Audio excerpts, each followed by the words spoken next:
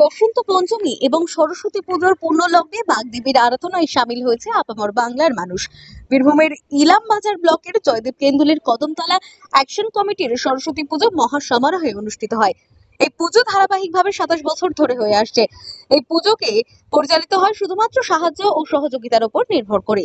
গৃহস্থ বাড়ি ও দোকানদার এবং জয়দেব কেন্দুলের কদমতলার যুবকবৃন্দ সাহায্য ও সহযোগিতায় এই পুজো সাড়ম্বরের লাইট এবং প্যান্ডেল সেজে উঠেছে। কচিকাঁচা থেকে শুরু করে বৃদ্ধ বনিতা মেতে উঠেছে এই বাগদেবীর আরাধনায়। কদমতলা অ্যাকশন কমিটির সরস্বতী পুজোয় এবছরের থিম বাদ্যযন্ত্র গিটার বেছে নেওয়া হয়েছে।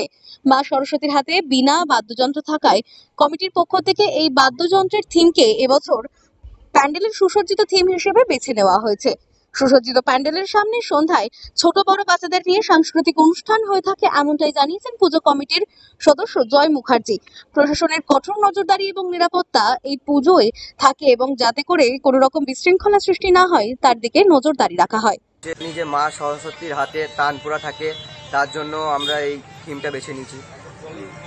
এটা আমাদের 27 বছরে পা দিয়েছে। আচ্ছা, সবারই সহযোগিতা এই পুজো হয়, প্রশাসনিক সহযোগিতা, তারপরে পাড়া প্রতিবেশীর সহযোগিতা, সবাই সাহায্যের হাত বাড়িয়ে দেয়। এইভাবে আমাদের এই পুজো হয়। এই পুজো আমরা 2 দিন চলে, 3 দিনের মাথায় আমাদের বিসর্জন দেওয়া হয়।